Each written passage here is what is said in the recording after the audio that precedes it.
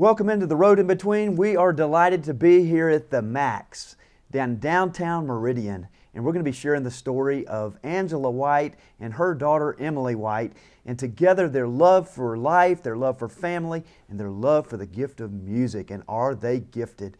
We can't wait to share their story of what God's doing in their life on the Road in Between.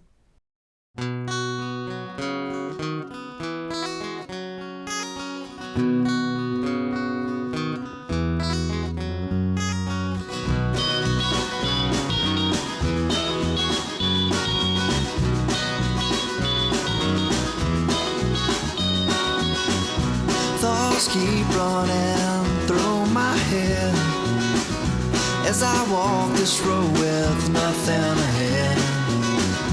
The sun beams down on my face as I walk this road that leads to amazing grace. So glad you're with us at the Max, right here in the recording studio. And this is a celebration of what God's doing in your life together, and how the love of music has brought you together.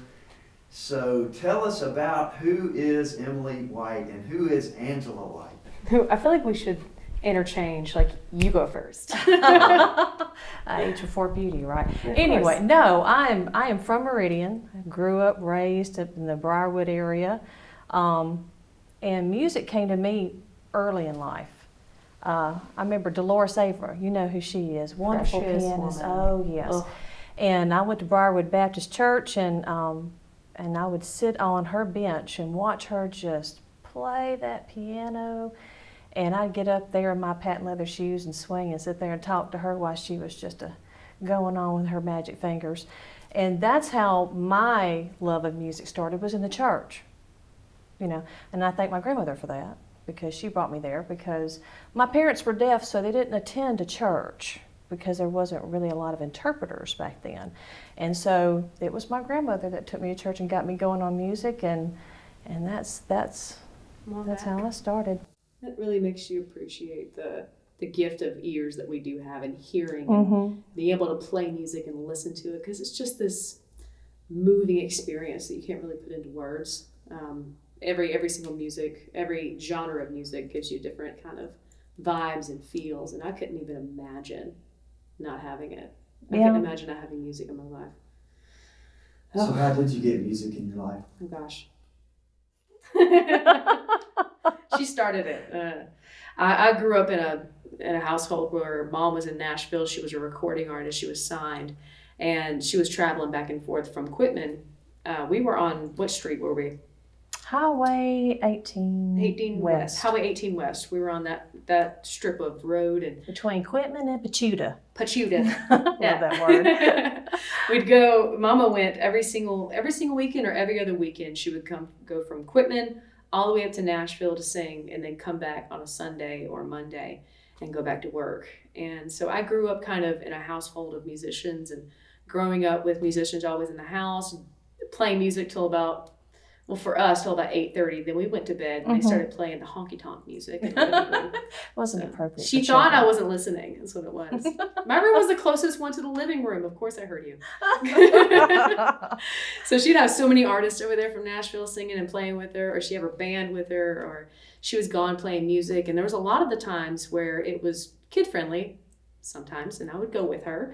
And if it wasn't at a bar or anything like that, because usually when you're singing country music, that's where you go, you know, and you go out and you play. And so there were sometimes mom would take me with her, which was so much fun. She'd get me, and I'd come along. And there was this one time, I always tell the story, where we were on a flatbed trailer. Mom was playing Liberty Day. It was Liberty Day in Day Alabama. In Alabama. And they had your typical country band setup. They had the flatbed truck, just a huge 18-wheeler flatbed, sitting out there with the whole band. And mom was up there singing, and I was out in the front, because there were kids. And of course, when you're kids, you don't sit and listen to the music when you're 8 or 9 years old. No, they're You playing just- football and running around on the field. Yeah, you know, having a I good was the only time. girl amongst so many boys, and we were out there playing football, getting grass stains on our pants, and running around in Converse and ball caps, you know, and just grass everywhere in my hair. She was such a tomboy. It was so much fun. So I was out there just playing with the boys, and Mom, I heard my name. So I go up there, and I had a sucker again at this point. I don't know what it was. I always had a sucker in my mouth. It's a blow pop. Blow Pops. The Blow Pops. The blow pops. I love yeah. them so much. Mm-hmm. So I should have been a sponsor for them. Exactly. I bought so much of them. I went up on stage. I went from the side, and I got up on stage, and I started singing with Mama. I didn't start singing with her. I said, I had this one song I always sang, and Patsy Cline was my favorite artist growing up because Mom sang it all the time at the house. Because she has the most innate ability to follow live music. I mean, it takes something. It's different than karaoke. Well, yeah. She could play with the band and know right when to come in at 9.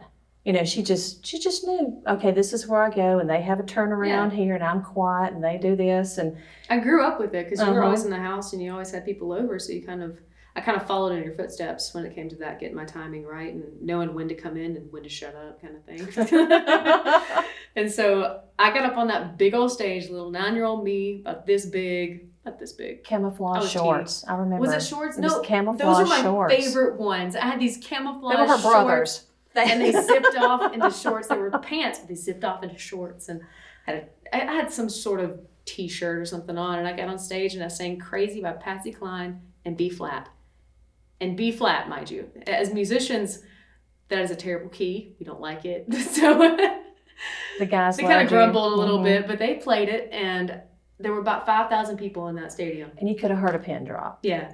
You could have heard a pin drop after she got finished singing.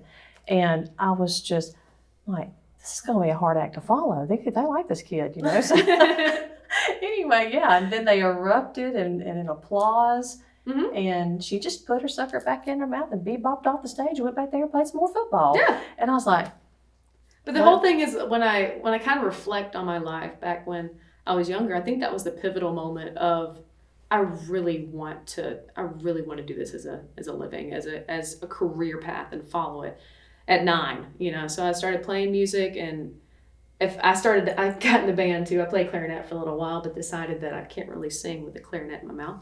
So I got rid of the clarinet, and this is the story. We were living in Claremont, Georgia, which is a little cutesy little town, and it's close to Helen and Cleveland, Georgia, and a little it's hub the first there. clear view of the mountains that you get. Claremont. So they called it Claremont. It was So- going to be called Dip. Oh, that's But- terrible. Because it was in a little divot. But we were living there in Claremont, and we had these neighbors that were having a huge yard sale in the front yard. We could just walk across the street right to their house. And they had, in the sunlight, it caught this blue guitar, this ratty old blue guitar. And I told Mom and Dad that I wanted it because I want to play guitar, you know. At this point, I've already played piano and didn't play it anymore. I already played clarinet, got tired of it. And then there's this like $30 garage sale guitar. So Mom and Dad are, well, we can just get this for her. And if she likes it, that's great. We'll get her another one. If she doesn't, if she chunks it, we're not really losing too much. So they got me this guitar, and I got upstairs. I started playing. I tuned it up and I started playing it. And I still had my Yamaha, really just a cheap keyboard. You know, I started transposing from C chords and G chords and E chords and onto the guitar. And my dad sees me, and that's when I get lessons from Larry Daniels, and that was in Gainesville, Georgia, right up the street from where we lived. And then it all I plowed through all my lessons in about a month, and he had nothing else to teach me. So I was just a sponge. I was yearning to learn every single thing about this guitar. And there's so many stories I could tell you. So I went from that garage sale guitar, then I got an Ibanez jumbo body guitar. It had the Starburst on it, and then I got an Ovation, then I had a Breedlove, and then the Holy Grail. I was 21. I had turned 21, right? Was it 21? Yes. Mhm. I turned 21 years old. We were living in a cabin up in the mountains. We have a thing for mountains. We lived in the mountains in a log cabin, and I got this big box in front of me. And I kind of look at it, trying to figure out what it is. Like, is it a TV? Is it a keyboard? Like, what is this? And I put it on my lap, and I open it, and it's this baby, Miss Rosie. I finally got a Martin. Finally stepped my way up to it. Mom and Dad got me one. I cried, and I cried, and I cried. Ugly cry too. I mean, It was just a like bad that's scary. So hold that, Yeah. Rosie. And you named her Rosie. Yeah, because of the on the back here, all this is rosewood, solid, and I feel like Dad knows every single piece of this guitar. He's the one who helped me. He researched it. Yeah, he researched this to and fro to find the best guitar for me, and so I named her Rosie. She's been good to me so far, and she's just gonna get better with time. She's gonna be nice and aged, and she'll age like wine, I suppose. She's beautiful. Stick around, we'll be right back. At Rick Justice Automotive, you'll find the right vehicle at just the right price. We have new inventory of late model, low mileage cars, trucks, and SUVs arriving every week. Come see us today, and you'll see how we've been able to help your family and friends find the perfect vehicle. Financing and a 57-month, 57,000-mile warranty are available on every vehicle. For an awesome car buying experience, come to Rick Justice Automotive. We take pride in earning your business every day. Here we are at Bay St. Louis on the road in between, and we've come across this bell. Listen to this. This bell is called the Best of Us to Vocations. From nurses and doctors, civic leaders, homemakers, laborers, singers, musicians, and a vibrant laity, this bell has called us all. This reminds us of God's call. He calls us into ministry, He shapes us by Scripture, and He sends us forth in the power of the Holy Spirit to be Christians. Where is God calling you today on your road in between? Welcome back to the Road in Between. All right, so we're in Claremont at this point, and no, we're up in the mountains after I got Rosie. And so about a year or so after that, Mom and Dad moved back here to Mississippi. Mom and Dad did, because we came into some property and we decided to move into the house and take care of the property up there, our tree farm that's been in the family for a while. So Mom and Dad moved into that house, and then I moved into our old house in Claremont because we still had it. We hadn't sold it yet. So I moved back into that house for a little while, living on my own, which was terrifying. So like, my mom is 600 miles away, and it's just, so I decided to pack up my things. I'm like, Mom, I'm gonna move home. So, Mom, can I come home? Absolutely. like, I have a Just room ready come for on. you. Your bed's in there. I have a dresser. I and need everything. some help. Gosh, talk about 80 acres. It's a handful. So I was a worker when I came back and helped with the property and helped Dad with the fields and the tractor and mowing the grass and all that fun stuff. Brings me back to my childhood memories of Quitman, picking up pine cones, which never ended. I tell you, they just never ended. That was job security. What? Kid. Yeah, we're just gonna move on property with pine trees everywhere and pine straw. Go out there and pick up them pine cones. So the big thing that I did after I moved home to Mississippi, and there was a lot of writer's block before I moved back home because I couldn't write about anything, and I miss Mom and I miss my family. And so I came back home and I immediately was hit with all of these ideas to write. So I just wrote and I wrote and I wrote, and I plowed out a lot of songs about coming home and about Mississippi and where I grew up and what I did growing up. And so Child of Mississippi kind of blossomed from me just moving back home to Meridian and seeing all my family and just reminiscing on what I did. Because the house that we're living in now is basically one that I grew up in. Mm-hmm. I mean, I was married staples. in that house. Yeah. Me and Eddie got married in that house. I got my first set of staples in my head in that house. The only set of staples she ever had. No, in yeah, there. true. The only set, knock on wood. Mercy. On the windowsill that was brick. And went fishing, went Easter egg hunting. There's videos and pictures of us, little bitty things running around on the property. So coming back to that house really reminded me where I came from and reminded me of all the things that I did when I was a kid and growing up in the mud and driving down these dirt roads and just country and where I grew up and my roots that are so deep. So Child of Mississippi pretty much encompasses everybody who grew up in the South. And anybody can really relate to it. I'm sure anybody can relate to it that lived down here. At least one thing. So this is a song that I wrote called Child of Mississippi, and it's my pride and joy, and I love it. So I hope you guys enjoy it.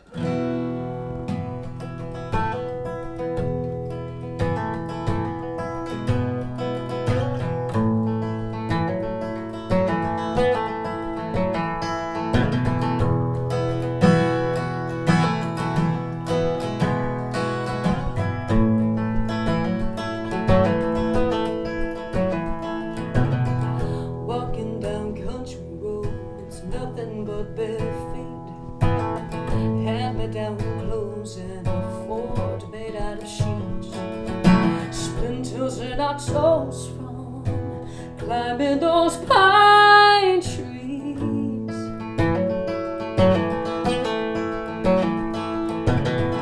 Running from bumblebees, looking up at bluebird skies, fishing with cane poles, bottling up fireflies, roasting marshmallows, skinny dipping at midnight.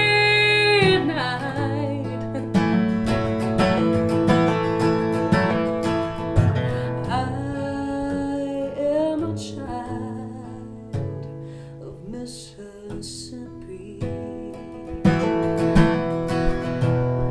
My magnolia memories guiding me back home. I know I'll always be, no matter where I roam. I am a child of Mississippi.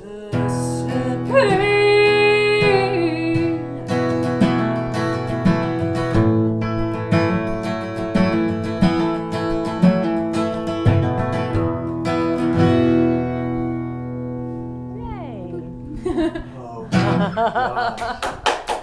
Thank you. So good. Thank you, thank you, thank you. So good. Stick around, we'll be right back.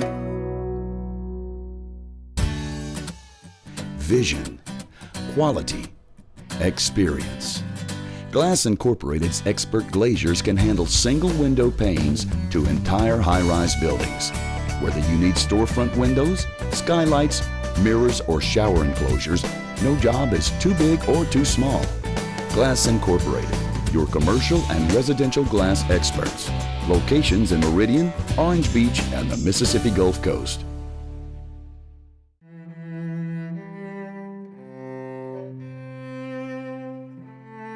Here we are at St. Mary's Church outside of Enterprise, Mississippi.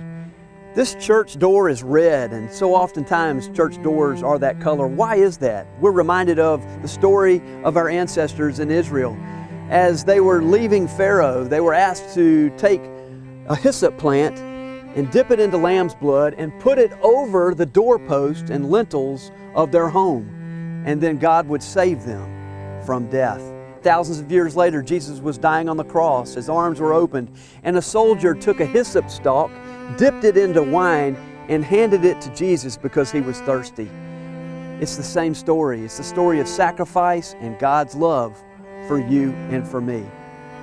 Think about that the next time you see a church door that is painted red. This is Tom Sykes for Hush and the Rush Moment on the Road in Between. Okay, so tell us about what's it like to go to Nashville, Tennessee. Back now, you're no longer a little 9-year-old girl. Yeah. And you are back, and it's this road in between of going from Quitman to Pachuta first, and now it's going from Meridian to Nashville. Oh man, it has been a long ride coming up to this point. A lot of people don't understand that I didn't just move to Meridian and start playing guitar and singing. You know, it started way back. It started way back when I was a kid, and then started playing a lot of gigs when I was about 13 or 14, and I really kind of paved my road to where I am now with hard work and determination and blood, sweat, and tears putting into this career to get where I am today. I worked so hard to get here, and I have been so blessed, like I said before, so blessed to have met the people that I have in my journey. And that's still going, you know, it's still, hopefully still gonna be going down the path, and I still have a lot of things ahead of me coming, and I was shell-shocked when I got signed. I was shell-shocked when I got signed because I hadn't expected it. I didn't know what to expect, but it was the greatest experience to have somebody who enjoyed my music enough, enjoyed my voice, and I've molded it and I worked on it for so long to make it sound the way that it is, and they appreciate it. Fred Cannon and Rose Drake out of Creative and Dreams Music Network, they see a future in my voice and my charisma, you know. So it's been the biggest blessing. It's been the biggest blessing for me. So you walk in, now you've got this label, and you've got the opportunity to get recording time, create the song. Is it a song or is it an album? Is it? Oh, you want the details? Yeah, or is it too early? Is it? No, it's not too early. I can give you little snippets of what I'm doing. Okay. So we're working on the album. It's going to be a full album. And it's going to be classic country oriented because it's going to go back to my roots and where I came from, because I grew up on Tammy Wynette, Patsy Cline, George Strait, just the classic country. So we're going to kind of shift it in that direction for this album and bring back what country is supposed to sound like and feel, and just make it better and bringing it back to what it used to be. And it's very exciting. I cannot wait. I cannot wait to show you guys what I've been doing. It's just, it's the best thing I've ever done. Oh, goodness. Well, you've got somebody that came along your way on the road in between Yep. named Fred Cannon, Oof. Sir Fred Cannon. Sir Fred Cannon. He was knighted, correct? He's a knight. He's a knight. Yes. Oh, my goodness. It's crazy. And he came your way. Yeah. And he heard you, saw you, wants you to be you, right? Mm-hmm. Not somebody else. Oh, gosh, no. That was the best. Because you hear a lot about people that get signed to labels and they immediately do the shift of changing the way they look or changing the way they sound to make it commercial so they can sell their music. See, what's different about the album I'm signed with, well, the label I'm signed with, is I can be myself. I can wear my buck knife, I can wear my boots and my jeans and my hat, and I can sing country music and not change the way that I look or the way that I sound to sell records. You know, I can just be myself, and that is the easiest thing I've ever had to do. It's just be me. Uncensored, I can just be who I am instead of having to do what somebody else tells me to. Absolutely. Yeah. What a gift. Oh, yes, it is. I can't imagine being somebody else. So did he, when you got up there, did he have to bring out more? Yes. He saw your potential and he had to kind of bring it out. How does a person like that do that? What's the process? Well, the process it differs between artists, I think. With me, he saw the potential in my voice to do classic country, which I had kind of dipped my toe in the pond of classic country and singing that. And I primarily sang and sing country. Before I met Fred, I sang a lot of country, but I kind of mixed it in with different songs and different genres. And when I got into that studio for the first time before I got signed, he gave me a few songs that I'd never sang before, on purpose to kind of see how I adapt to them and see how I can make my voice sound country. And when I got in that studio and recorded those songs, I had never sounded that good my entire life. And I praise Fred. It's all Fred that did it. And some of it was me, you know, having the willpower to do it and knowing that I could do it.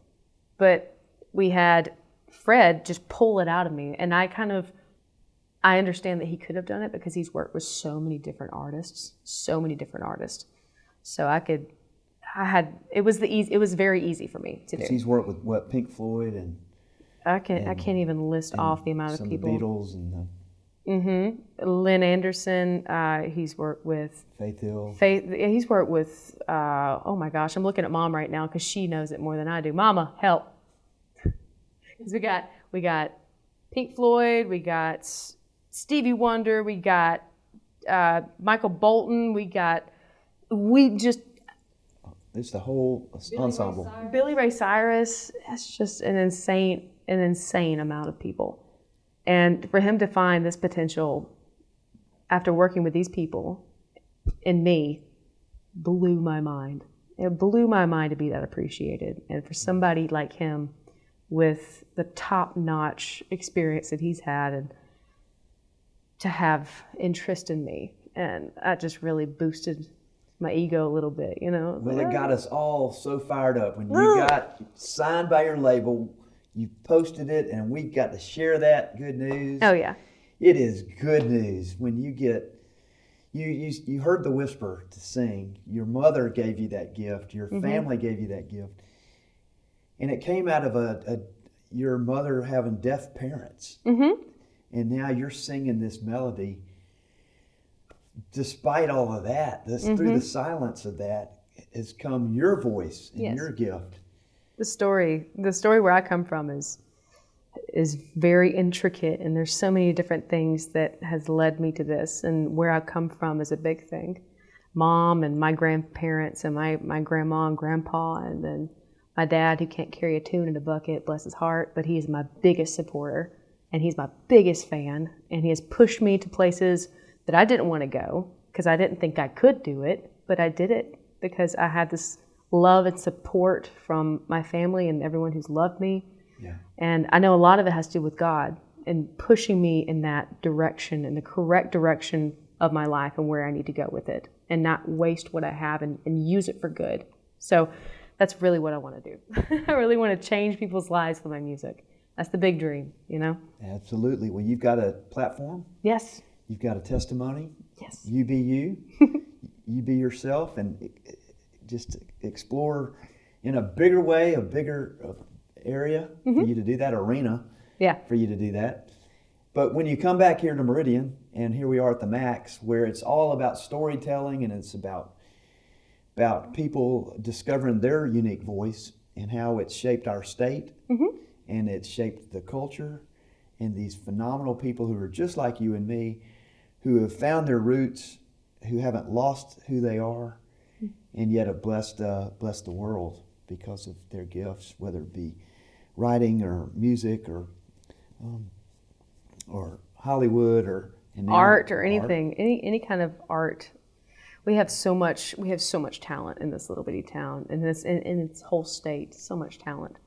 We've been so blessed with that. I tell you. So being a child of Mississippi and naming Yes. that song, it'll be wonderful to see where the Lord takes this. And Yes. we are so delighted for you to you. share your story with Yes. us today on the road in between. So Yes. thank you, Emily White. Thank you. We can't wait to see what God's got in store. Can't wait to show y'all. At Rick Justice Automotive, you'll find the right vehicle at just the right price. We have new inventory of late model, low mileage cars, trucks, and SUVs arriving every week. Come see us today, and you'll see how we've been able to help your family and friends find the perfect vehicle. Financing and a 57-month, 57,000-mile warranty are available on every vehicle. For an awesome car buying experience, come to Rick Justice Automotive. We take pride in earning your business every day. On behalf of Rosie and Emily White and myself, we are so grateful for you being part of us on the road in between. Emily, thank you. Thank you guys so much for watching and tuning in. And I look forward to see where I'm going to be in the next year. Maybe I'll come back and give you guys an update, yeah? That would be great. That's what we're all about on the road in between, because we're on the journey and we're celebrating that. To your mom, Angela, thank you, Angela, for your spirit, your love, sharing that music with your daughter, because if it wasn't for you, we wouldn't be here right now. Especially me. I wouldn't be here. So our benediction's this, Emily. You go nowhere by accident. Wherever you go, God is sending you. God has a purpose in your being there, and He's given His Holy Spirit to you. Until next time, enjoy your road in between. Thank y'all.